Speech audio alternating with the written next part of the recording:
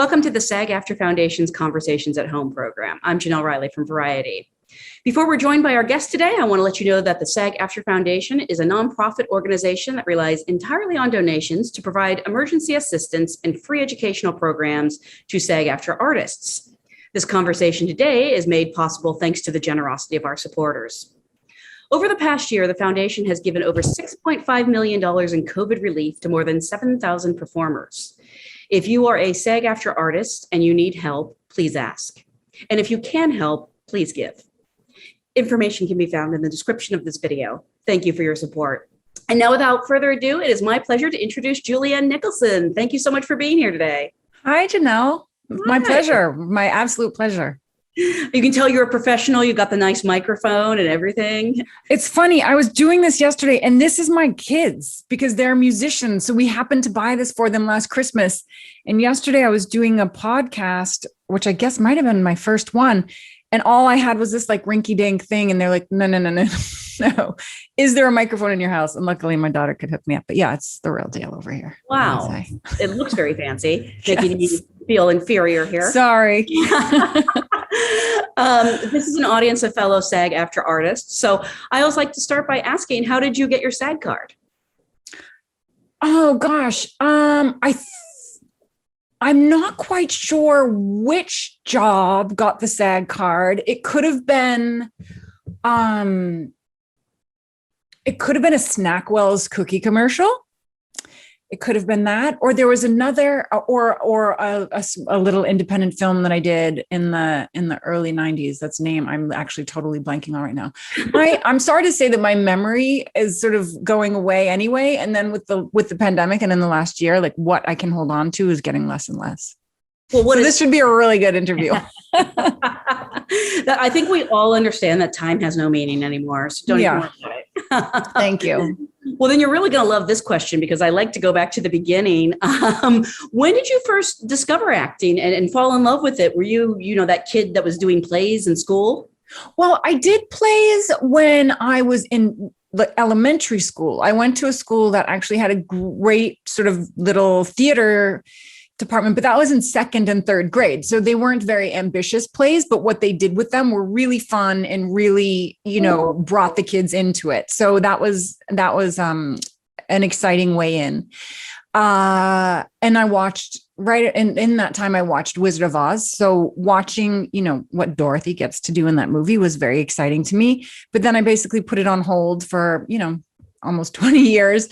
And then I, always kept that dream in my mind, but it felt so far away and I had no idea how you get started.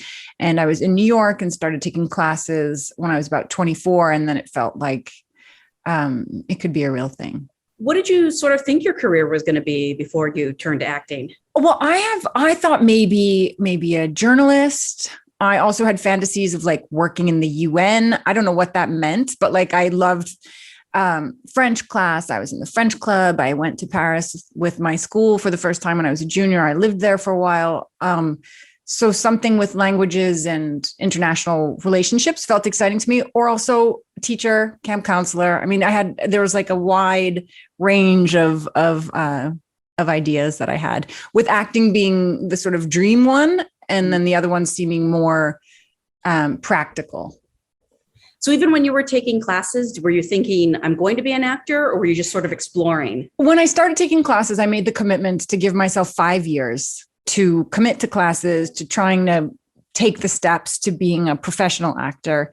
And I said, at the end of 5 years, then I can evaluate and see if it's worth continuing with, or if I need to quit and think of something else. But 5 years to my 24-year-old mind felt like a good amount of time to dedicate yourself to something and hopefully get a result.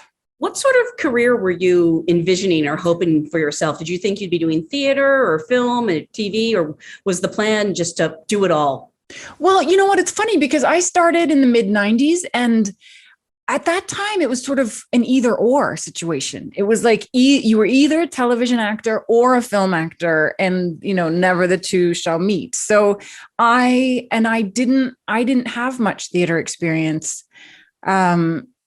So I imagined that my hope was that I would be in movies. I would make movies. And then actually I did a film called The Love Letter that that DreamWorks made.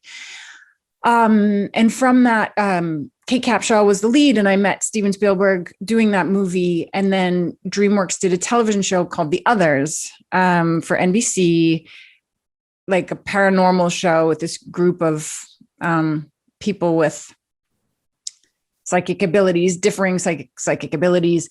And I was offered that job. And in fact, I kept saying no, because at the time I was like, I'm not, because I thought once I was in TV, like that was it. That was my career. And I was just going to be stuck on a television show, which at the time did not feel like a good prospect to me, but they convinced me and I did it. And then, I realized you don't have to do one or the other. You can do both, and there's value to doing both. And that's just only become more and more the case as time's gone on. Starting out, you'd given yourself sort of this 5-year period, and I think you made it in under the deadline. I did. I think I was able to quit my restaurant job like 4 years in, 3.5 years in. So yeah. I was going to ask if you had to take sort of day jobs during all this time, and you were juggling auditions and, Yeah, I was a waitress in New York City and taking classes and auditioning and living the dream. I'd love to talk about auditioning because it is such a specific skill. I know some people who are great actors and they swear they're terrible auditioners. Where do you sort of think you fell? I think, I think I was a pretty, it depended on how I felt about the material that I was doing. I felt like if I had an easy in to the role, then I would go in with a little bit more confidence. And if I felt like, why have they called me in for this role? If it had a quality that I felt scared around trying to do, like for the longest time, I had such difficulty sort of with characters who were angry. Like I felt so scared about doing that in any sort of real way.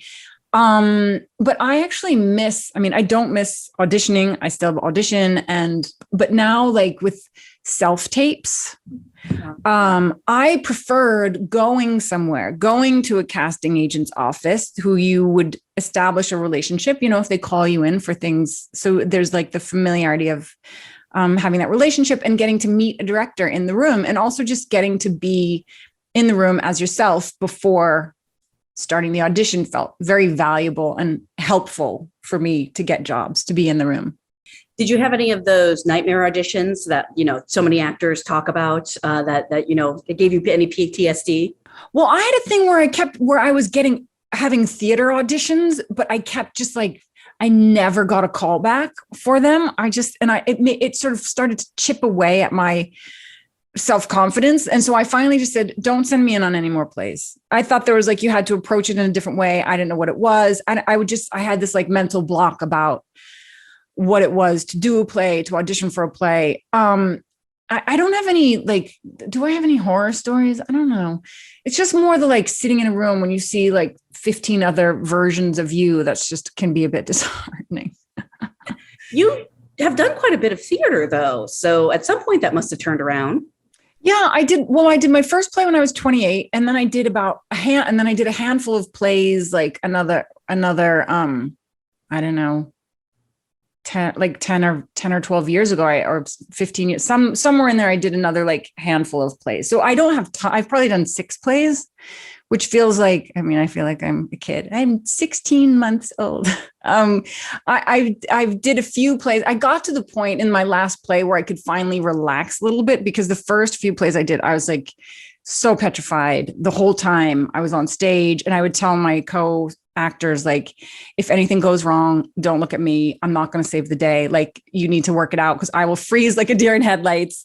And then in the last play I did, which was a Sam Shepard play, which was amazing, a new one. So he was there every day in the room when we were in rehearsals, and Daniel Alkin was the director. I could finally enjoy when something went wrong on stage, which was a great relief, because there's life in that. And, you feel it on stage, you feel it in the audience when things aren't going as you expected, but it took a minute to get there. Do you have a favorite medium, film, TV, theater? They all have their advantages and disadvantages, I feel.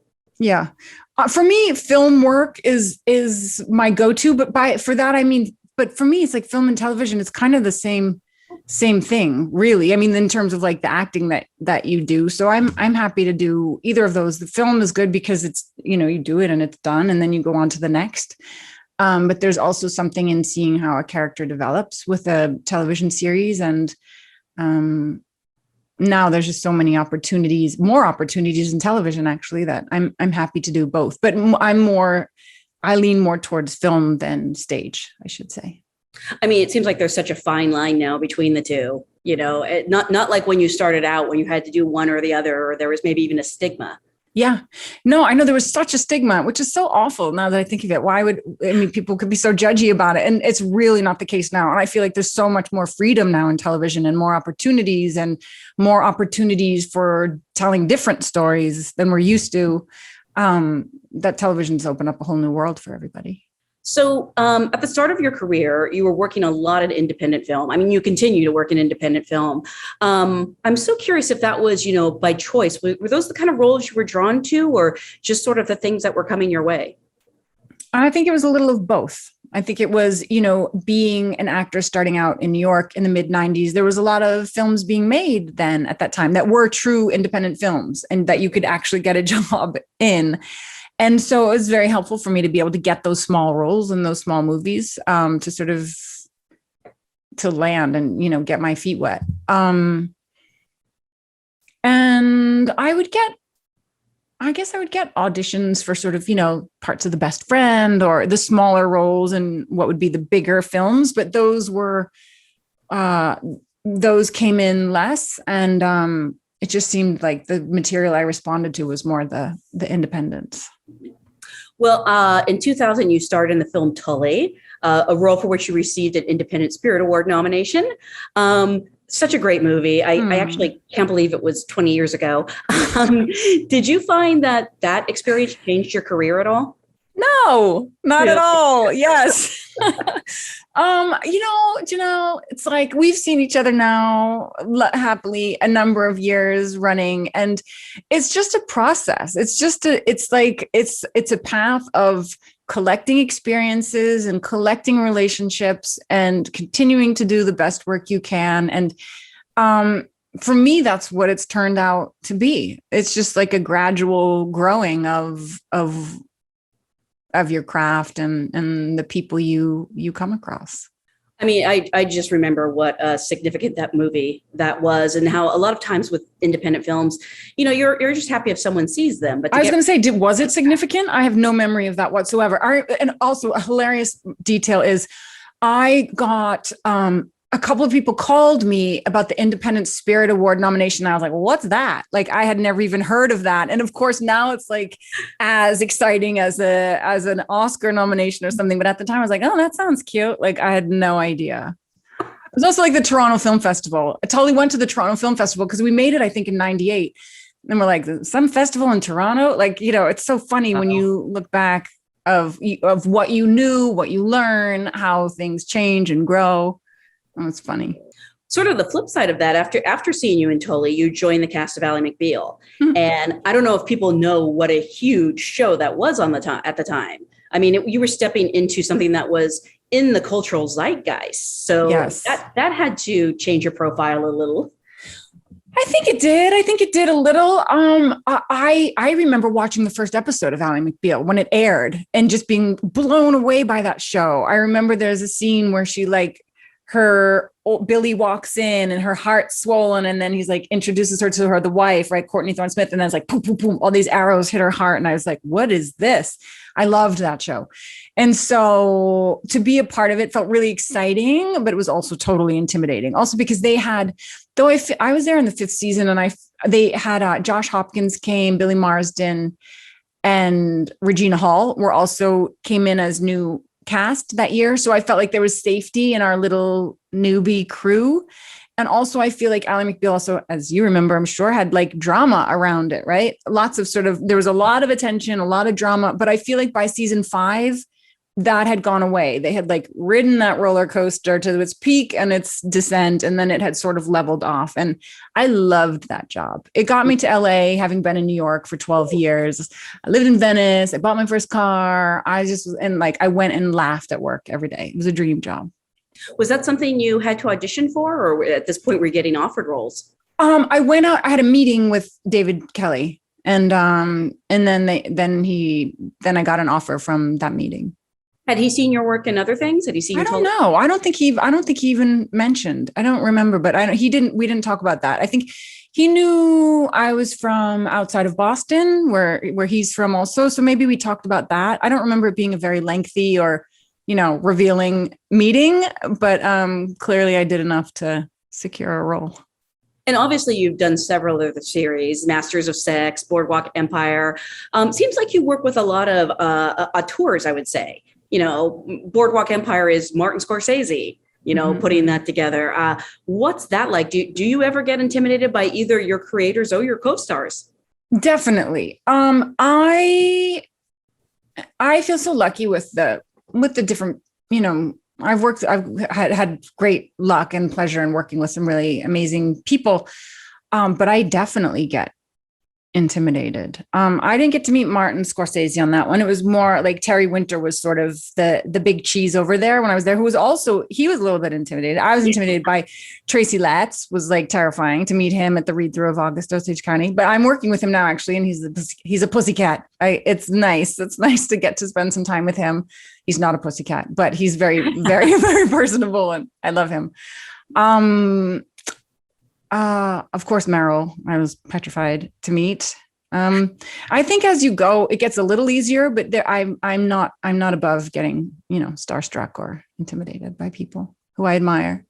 Since you mentioned Meryl, we have to talk about August Osage County, which with this incredible SAG Award nominated cast, Benedict Cumberbatch, Julia Roberts, that was a role that I know a lot of people wanted. Yes, I heard that. What was your process like landing the part? Well, I had seen the play on Broadway and I just loved it so much. And then I got the script. Carrie Barden cast that, and Paul. And I was like, okay, well, this is never going to happen, but I'm going to try to do a good job on this audition. And I think I went in twice in LA and then once in New York. And I remember calling my husband when I got out of the audition in New York, crying on the street. That was not good. That's over. And it was one of those, it's a funny thing about when you're waiting to hear about a part that you want, because there's some safety in not knowing, because you can still hope it can still be yours. And then, so it's kind of like an awful sweet spot when you're waiting to hear. And then I just thought I messed it up so badly and that it was gone. And I think I found out a couple of weeks later that it wasn't. But I also thought Julia Roberts is in it. Juliette Lewis is in it. They can't cast me purely on my name. It's just too silly to have all the sisters be like a Julie name. So I had all these these ridiculous sort of ideas about why I couldn't get the job. And so it was it was an amazing thing for me to be able to get to do that with those people, but also just for my sense of what I was doing and what I thought I could do. Being invited to that table was huge for me.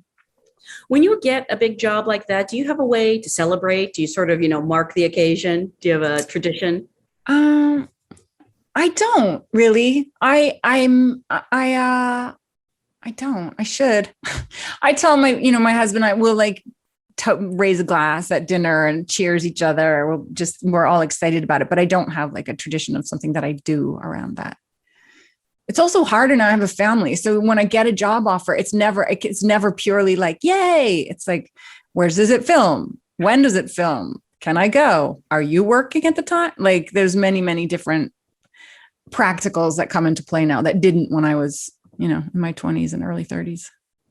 August Osage County is interesting because it's obviously adapted from Tracy Letts's play. Had you ever done a play adaptation before on either side? No, that was my first time.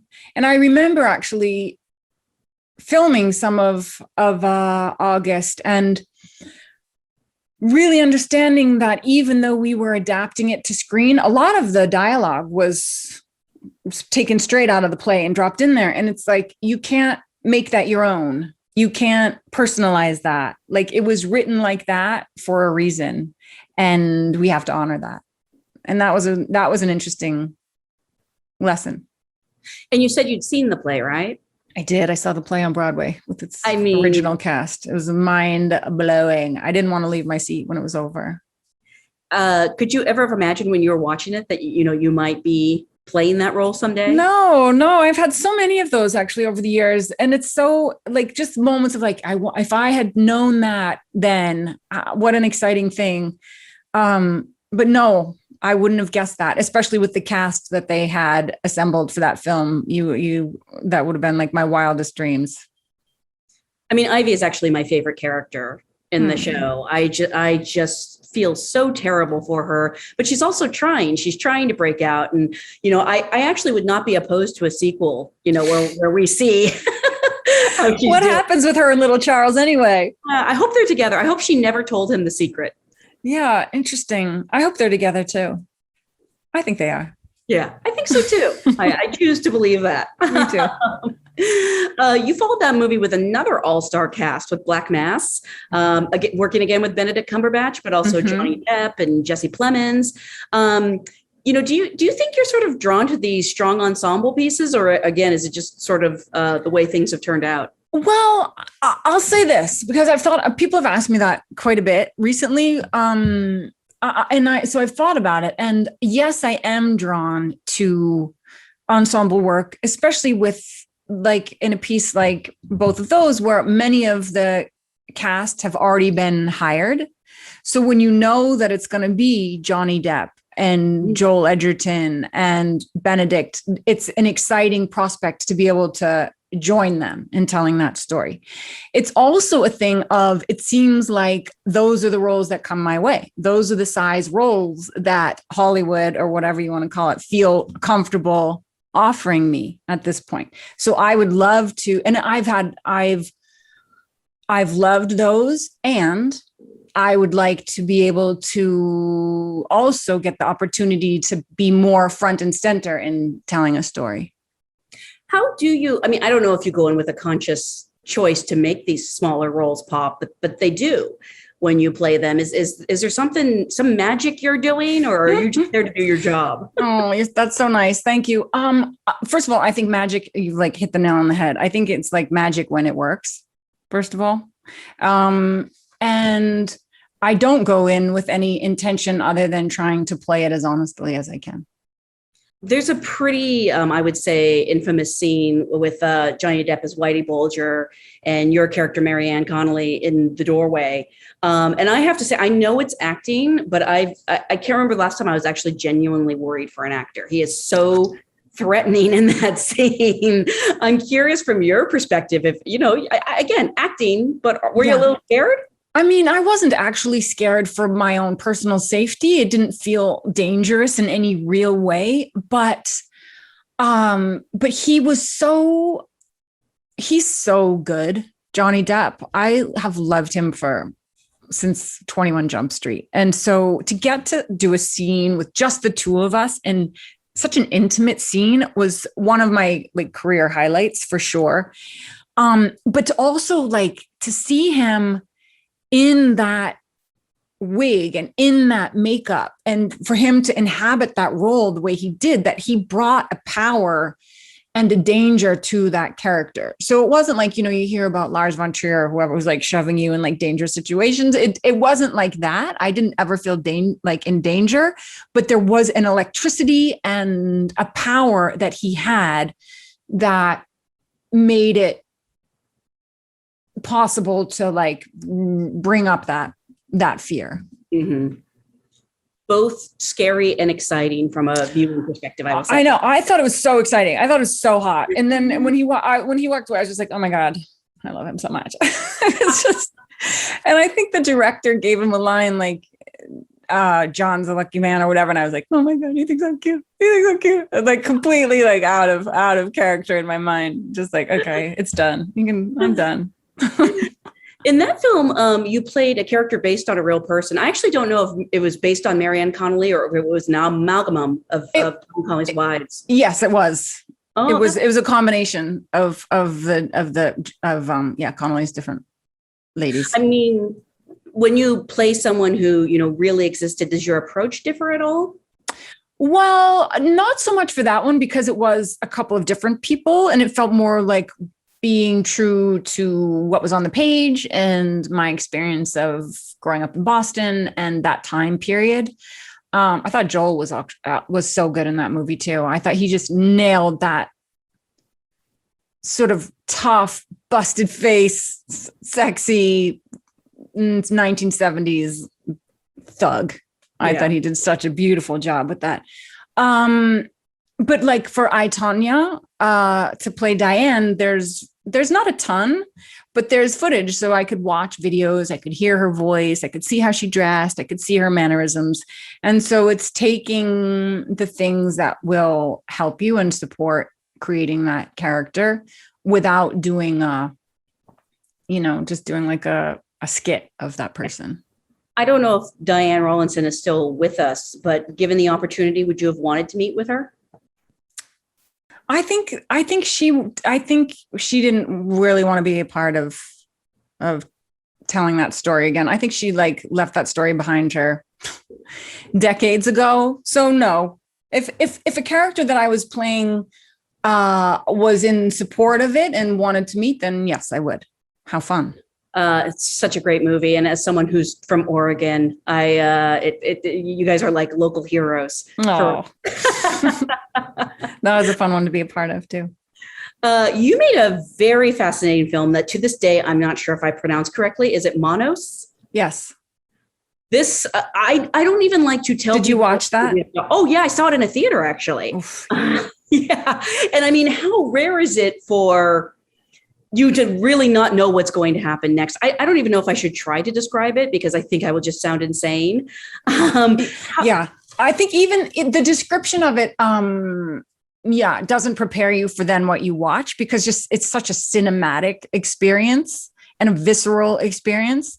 But I will tell you that it's basically these 8 child soldiers in an unnamed South American country and their American hostage that I play. And things go badly pretty quickly. This movie, it has stuck with me. I was going to say for so long, but it came out like 3 years ago. It's a long time. That is, in my mind, that's a long time. This movie really haunted me. And it, having seen it without knowing anything about it, I just feel like hearing the premise, it could have gone wrong in so many ways. How do you know, or maybe you don't, when you sign on to a project like that, or even something else in the past that, what you are told the movie will be is what it will end up being? You don't know. You never know. A lot of it is just, honestly, winging a prayer. But also I have to trust my gut and I do what research I can. Like for that one, I loved the story. I thought the story was amazing, original, really intelligently written. I trusted the casting person who forwarded it to me, who knew the writer director. 2 people wrote it. I watched their other films and the director and they had both directed other things. So I watched their previous films. They sent a lookbook. So there were a couple of things. And then it's like, do I want to make the leap? And for me, that is often about instinct. Mm-hmm. Do I want to do this? Does this feel good? Does this not feel good? And that's sort of what leads me a lot of the time. How often would you say your instinct is reliable? Well, it also sometimes there's practicals. Also, sometimes it's a job and you have to make money. And also, I have this like sort of, I say I have this list now. It's not actually a list written out, but there are things when you're not just yourself. There are other considerations, when you're raising a family. And so now it's about, there's a number of different things on this list, like where is it filming? How long is it filming? Will it take me away from my family? Can they come with me? How much is it paying? You know, there's like things in who's doing it, where is it gonna, what channel will it be on? And so it's like, now it's like, if it ticks enough of those boxes and feels good, then I do it. I mean, that one looked particularly brutal to shoot, and maybe it wasn't, but it was brutal. It was brutal. And actually, when I was there, I was like, we didn't ask all the questions we should have asked, just in terms of like, you know, safety. Because we lived in, it was filmed. I love that movie. I'm so proud of it. And it's the wildest experience I've ever had making it. And I'm so proud of everyone who just committed themselves above and beyond the call of duty. It was not comfortable. It did border on dangerous a couple times. Luckily, we're all fine. We can all still talk about it. But we were in the mountains, Chingasa National Park in Colombia. I was there for 3 weeks, and then in the jungle for 3 weeks. And when we were in the jungle, we lived in tents.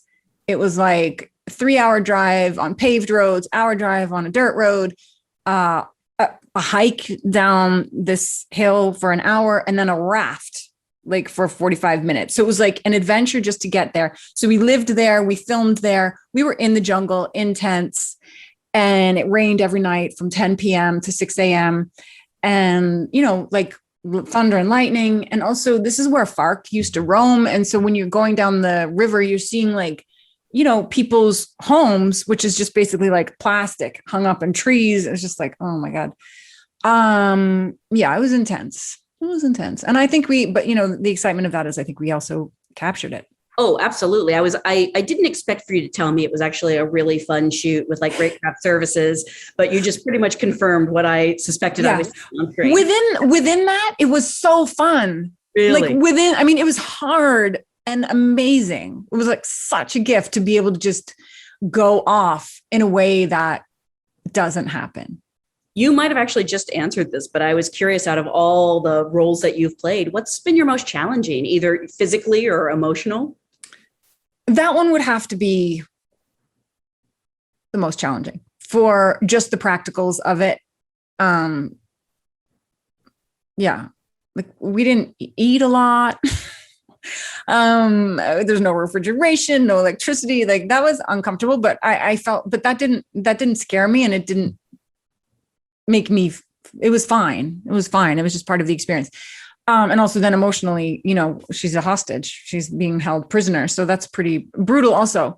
So I would say that's probably been my most challenging role. Where does Mare of Easttown sort of rank on the difficulty scale? Well, that was challenging for different reasons. You know, just to make the stakes of my character believable, to make them real, and to sort of track, you know, from when we don't know what's happened to when we do. That felt challenging. Also, you know, I find it harder sometimes going in and out of a role. Because I would go there for like a week or 10 days, and then I would come home for 2 weeks, and then I'd go back for 5 days, and then I'd come home for 7 days. So there was a lot of bouncing back and forth. Whereas when you're like there and in it every day, there gets to be a sort of flow, like the sounds in your voice or how the character walks. So there's a challenge, I think, in that. A beauty, because then I'm not deserting my family for 3 months, and I'm, you know, but it's like a give and take. But that was definitely dark material, and then we shut down for 6 months. So just the practicals around the pandemic, and then coming back, and then having to, you know, shooting changed wildly for safety reasons after that. And so that was definitely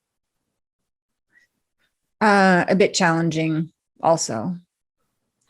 Well, when Mare of Easttown came out earlier this year, everyone was instantly obsessed with it. It wasn't something that like took a while to find an audience. People from episode 1 were fascinated and, you know, talking about it. In some ways, I'm not surprised, because it's a fantastic show with a great cast. But in other ways, I kind of am surprised that, people took so passionately to this series. Did you see that coming? No. I mean, I was hopeful that people would like it. And I thought with HBO and Kate and Brad Inglesby's wonderful writing, I was hopeful that it would be like a good show that people watched. But I had no idea the way people would embrace it.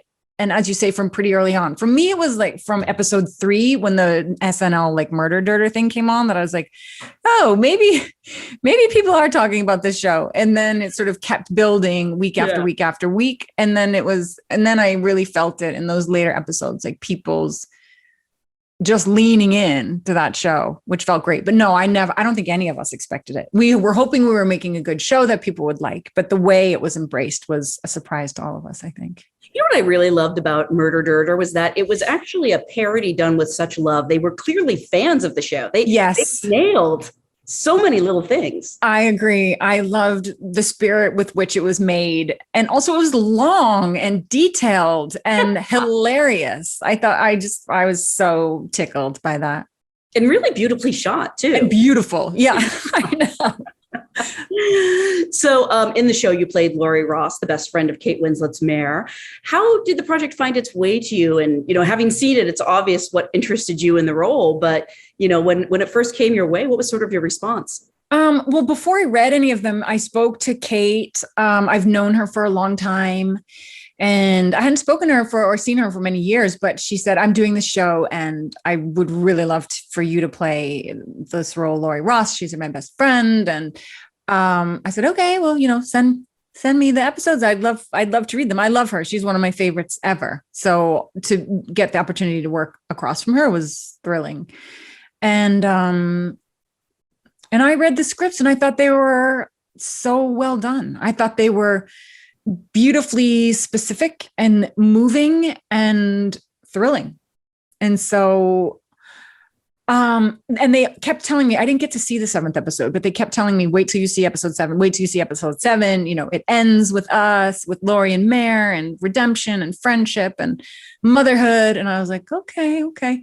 But it was a huge surprise to me, sort of how it came together and how people responded to that. Did they at least let you see it before the shutdown, or did you have to go all this time? No. You mean seen the last episode? Sorry. Yeah. The script.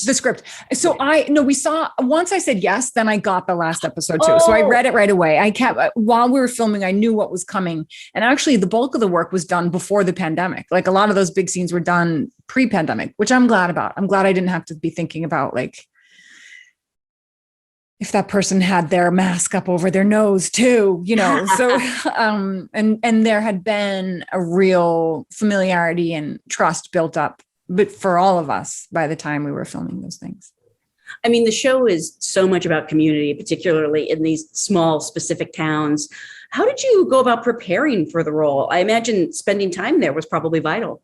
Yeah, I always am a fan of shooting in the place the story is meant to take place. I think it informs the story in ways that you just can't describe. And so being there was a huge help. I grew up outside of Boston, as I've said a couple of times now. So it felt like a similar vibe being from the Northeast and being a small town outside of a big city. There felt like I recognized this world. I recognized these people. And then working with the dialect coach, of course, Suzanne Selby was who I worked with, who was wonderful and a huge help and there every day. So, to be able to work on that, but then not have to think about it as you're filming the scenes, knowing that she was off camera to like help direct if you needed it was a huge comfort. Oh, she was on set. I was curious about. Yeah. She was every scene I filmed, she was there. How hard was it to nail that accent? Because it is very specific to Delaware County. Yeah. I found it challenging. I found, the longer you're there, the easier, a little bit easier it gets just from having it in your ear, hearing it around you and hearing it in your own head. It gets a little bit easier, but I found it really particular and something that I couldn't count on, but had to work on. you play Mare's support system and best friend, and you really feel that closeness. And I'm sure it helped being friends with Kate in real life. But what is she like as a scene partner? I mean, I just don't think there's anyone better.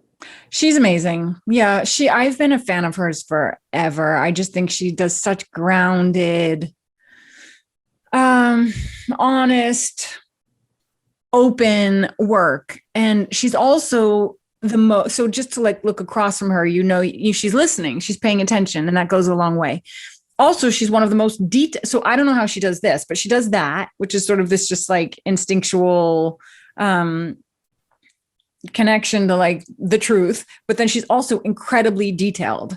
So while she's doing these things, she's remembering she takes a sip here and there's only this much beer in the bottle. And, actually those chips, there should be some more chips in there. Or is that a car? Should we hold for sound? So she's like taking in so much at the same time.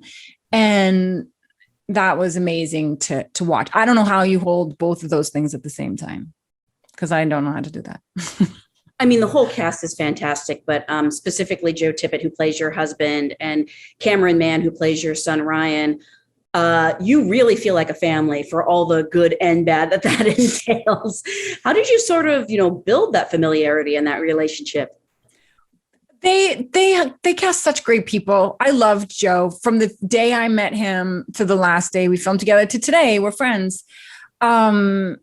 And so he's just like they cast nice people, easygoing, no ego, talented people. So that goes a long way. And everybody just wanted it to be the best that it could be. And for me, when I work with kids who are meant to be my kids in the show, I like to reach out before we start filming to their moms and say hi, and just like get a relationship happening before you even show up, and like find out their interests and bring presents to set, like stuff you can do off set or stuff you can do together or stuff you can talk about later.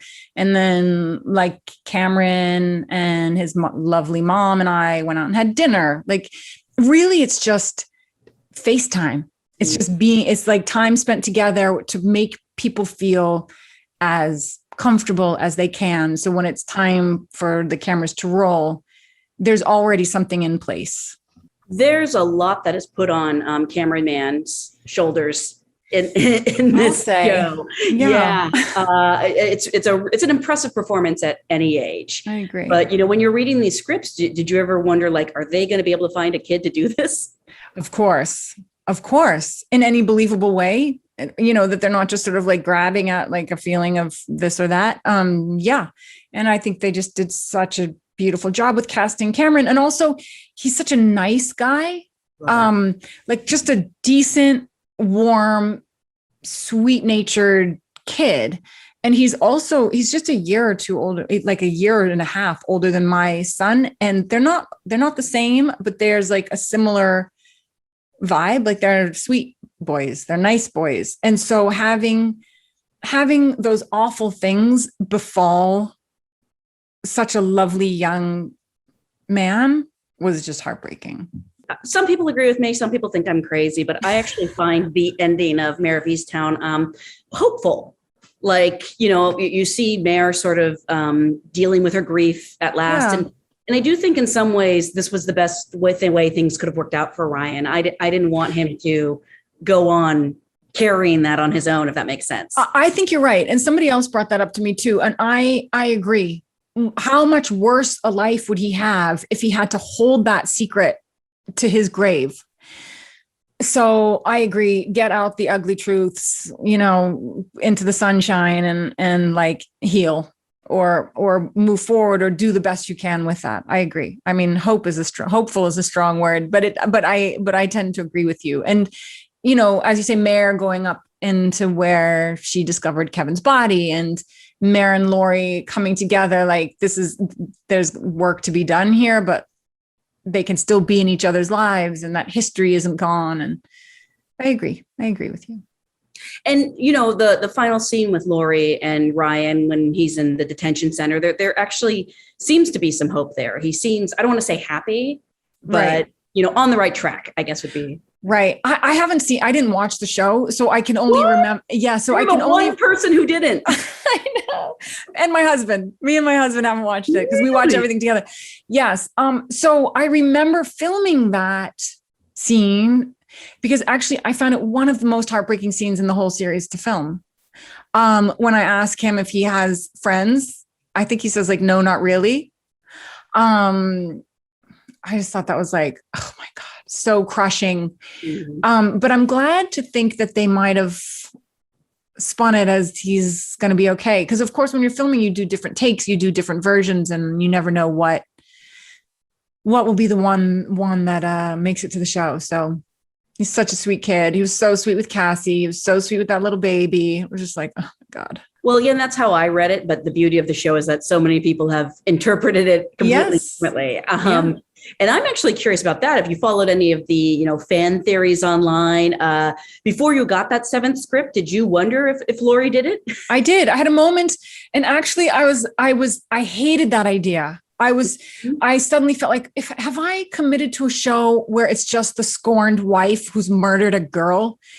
Oh God. And so it was, terrible that it's my son taking the fall, but for me, it was a little bit of a relief to know that she did not do it. Would you follow along with some of the theories and sort of, chuckle to yourself because you knew where it was going? Yeah, a little bit. And mostly it was just like friends and family. My sister would, text me and be like, don't tell me, but tell me, is it, this person or this person? And it was kind of fun. It was just fun to feel people's investment in it, actually, regardless of what their theory was or regardless of what they thought the outcome would be, just to feel people's excitement and interest in investment in whatever that result felt good for people to care that deeply. You must be really good at keeping secrets, by the way. I think I am. I have to say it was a relief. I spoke to a couple of people, journalists, right before, like the day before, I think the last episode aired. And I was like, oh, to finally be able to talk about it with somebody, it was like such a relief. Cause I was like, we had a few Zooms, one with you actually before. Yes. When you didn't know yet, no one knew. And you were like talking about grief. Everyone was talking about the character's grief. And I was like, so yeah, it was fun to finally let the cat out of the bag for sure. I do love that a lot of people thought it was Laurie because they were like, you don't just cast Julianne Nicholson as the best friend. Something's going on there. Yeah, that was nice. That was nice to think. Yeah, I agree. These characters, obviously, they deal with a lot and they go to some dark places. Are you the kind of actor who takes your work home with you, or are you able to leave it behind at the end of the day? I think a little bit. It's hard to put it down really until much after the filming, actually. It doesn't end on the day you wrap, but I can compartmentalize. I have, as I said, I have two kids and a husband, and they don't want that at the dinner table. And I don't have to do that anymore. I don't have to keep that on in order to preserve it for the next day's work or anything like that. So, I think you can't help but have it affect you a little bit, but I don't have to hold tightly to it. Remember how I was saying I would be totally up for a sequel with you and Benedict Cumberbatch? Yes. To Osage County. Yes. People kind of want to know what happened to John. I assume he's in prison. Did you all ever talk about that? And if he comes back into your life? I think he's in prison. We probably talked about it, but I don't remember if we ever all agreed upon, but I'm pretty sure he's in prison. And I think he'll be there for a while. And gosh, I don't see them being in each other's lives anymore. But she's raising DJ. I know. So what does that look like? Ugh. I think maybe I don't know. I think maybe it's one of those where I don't think there's coming back from that though. Even being civil with each other. I don't think she's anywhere near being able to even be in the same room with him. So it might be somebody takes DJ and brings him over to his house or something like that. But Laurie's not going to make it easier. I love that people are asking these questions even now. Me too. I remember the week after the show, the Sunday after episode 7 aired, one person sent me a tweet, which was the cutest thing, which was somebody just wrote, I wonder what Mayor's doing tonight. because everyone got so sort of ready for their, like, So what do you call it? that Sunday night date. And so she was gone. I just thought that was the sweetest thing. I wonder what Mayor's doing tonight. Why do you think the show resonated so deeply with people? I think Brad, our hero writer, was just so clever in how he constructed the whole thing. And I think that he just wrote these beautifully layered, flawed, relatable characters that felt more grounded in people's experience. I mean, obviously not those extreme, terrible examples of crime, but just sort of the day-to-day and the small town and the loyalty and the importance of family and working. I think people responded to that. And yeah. And then as you said, there's like also just a little bit of magic sprinkled on there, because sometimes it's like hard to say exactly why it works and why it doesn't. I mean, obviously, Mayor of Easttown is very much in the zeitgeist, but I'm curious in general, when people see you, what is it that they want to talk to you about? Is it a certain film, a certain project, or does it vary wherever you go? It's very varied what people know me from. And it's fun. It's mostly fun when people say like, oh, Tully, or oh, Little Black Book, or, the old ones or the small ones are the ones for me that are most exciting. Like when a film or a show didn't get many eyes on it, if that's where that stood out for someone, that feels like, oh, someone saw that. What about seeing other people? That was like a rare, I don't want to say a rare comedy. You've done comedies, but like really, I remember just being so impressed with it and, honestly hoping that it would be bigger. I know. I felt that was one of the ones that I wished more people got a chance to see. I loved that movie. I loved the experience of it. I love Wally Wolodarski and Maya Forbes, who wrote it, are such a joyful, smart, wacky team. I thought Jay Moore was brilliant in that role, and it was just so fun to go to work and laugh all day. Like, it was so great. And I would love to do something like that again, where there's like some, they're tackling real issues, but with a little bit of a lighter take. It was so fun. I love that movie.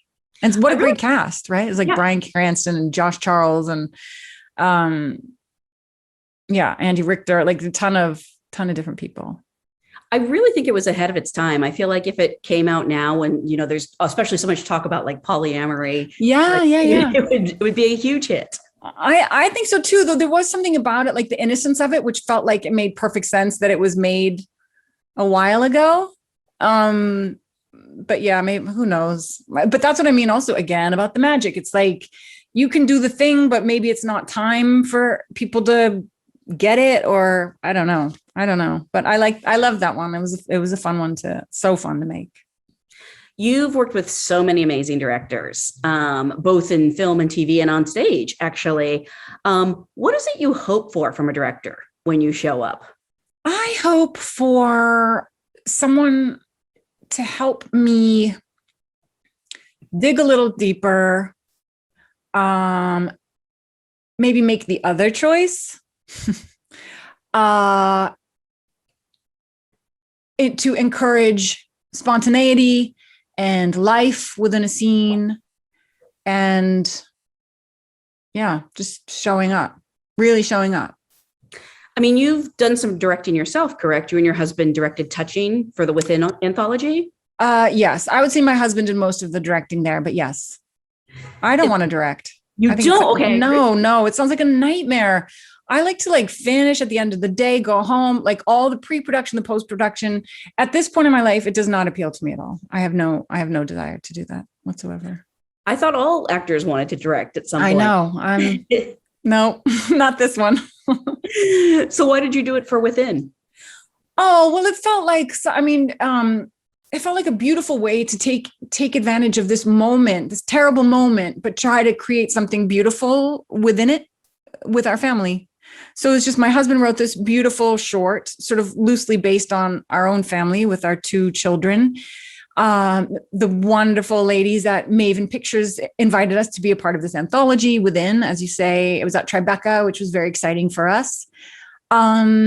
but it was also like, it was very hard work because it was very early days in the pandemic and there was still a lot of fear around, and it was just the four of us, and we have no business making a movie with just two adults and two kids. And, so it was really challenging, but now it's this wonderful little snapshot that we'll have forever of us in this very particular moment in our lives. Have your kids expressed interest in acting as a career? How would you feel about that? Not really. They did play. They just did a play in school at the end of the last school year, and they loved that. They loved the plays and theater. So I would encourage doing that as like, for fun, as like a extracurricular activity. But no one's talked about it in terms of wanting it to be their job. Thank God. I mean, knowing how hard it is, how would you feel about that? I would, I want to support them, whatever they want to do. I wouldn't encourage them to go for it as a career, but unless they were like, that's what I want to do, passionate, driven, like that was the thing, then I would support them in any and every way that I could. But it's not an easy career. I mean, were there ever times you thought about doing something else? No, because earlier before I started, yes, but it was sort of like, as I said, maybe I'd work in the UN, or maybe I'd be a reporter, or maybe I'd be a teacher. Like there were things like that. But once I started, no, I had one moment, I think when I was like in my early 40s where I felt like, oh my God, this thing that I thought was going to be okay, or this place that I thought I was going to get hasn't happened. And maybe like all those years of knowing I was going to be okay, maybe I was totally deluding myself. Like maybe this is done. And that was really scary and painful, but luckily, it didn't last too long. And I had enough work under my belt, and I have an incredibly supportive husband and, people around me that it was like, just, it's okay. It's okay. Like stay the course. And I did. And, the last few years, things have been better than ever. So I feel really, really grateful. At this point in your career, in your life, having done so much work, so many different genres, are there still things you're learning about acting? Yes. I think it's an ever evolving process. Also, look at Anthony Hopkins in The Father, right? And it's like, apparently he apparently reads the script 100 times. Wow. Or something like this. My husband told me, where the character, the material so intimately that he just comes to set and is like behaving. And I'm not saying that's easy in any way, but there's a way to, I think you can always go deeper. You can always be more relaxed. You can always be present in a different way. So there's always, I think there's no ceiling. Like it's yours to explore and discover. And what's up next for you? I believe you shot the Marilyn Monroe movie. Yes, I shot with Andrew Dominik, who I love. We shot that actually 2 summers ago now. And I think with the pandemic, they're hoping for a theatrical release. So they're trying to figure out when the best time will be for that to be able to get people in the theaters, because Andrew Dominik is such a cinematic. So much of this movie is visual. And I play her mother, and you meet me when I'm, when Norma Jean is like 7, and then again, like 20 years later. So that was exciting. I haven't seen that. I probably won't watch that one. But I'm excited for it to come out. I think it will be I think it will split people down the middle, love and hate. Yeah. And I also optioned the rights to this book called Separation Anxiety by this wonderful author named Laura Zigman, and hoping to get that sort of more in the process of moving forward to get to executive produce and be a part of the early stages of that, and then be in that show as well. Are you thinking for television or film? Series, yeah. Okay. Limited series. Have you done much producing, or is this something you're looking to get into? I think they gave me producer credit on Monos, and I also produced this other film called Who We Are Now with one of my favorite directors, Matt Newton. So I have a limited experience, but it's definitely something I am interested in. Those two happened rather organically, and they were for those particular projects. So now it's about like Initially, it will be discovering material for myself to be in, with the hopes of eventually be finding stories that I want to make that I are not necessarily for myself to be in, but stories that I just like to be a part of getting told. So you found the book yourself and like really pursued. Yes. It? Oh, that's so yeah. cool. Yeah. I know. I'm excited. I just went on vacation for like 6 weeks, sort of seeing people that we hadn't seen in so long. It was a lot of travel. It was a lot of different places. It was amazing. But all my work stuff was like basically put on hold for 6 weeks. So I just got back a couple of days ago, and I'm starting to like talk to people again about Mare and think about this show about separation anxiety and how we can get it started. That's fantastic. Well, I can't wait to see what you do next. I Thanks, always love seeing what you do on screen. Thank you so much for being here today and sharing your craft really with your fellow artists. Thank you, Janelle. I love seeing you.